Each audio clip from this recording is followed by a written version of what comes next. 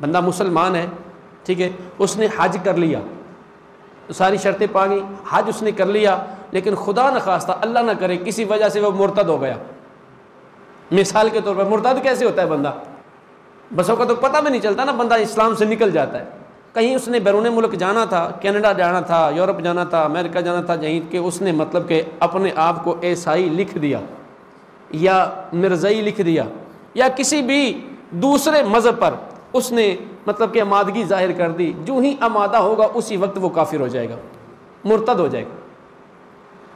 Sign कर दिए, पढ़ा, समझा, समझने के बाद उसने साइन कर दिए, चलो क्या होता है, इतने से क्या होगा, साइन ही तो करने हैं, मैं कौन सा, मेरा कोई ईमान कौन सा कच्चा है, नहीं भाई इतना कच्चा ईमान है, कच्चे धागे से भी कच्चा है।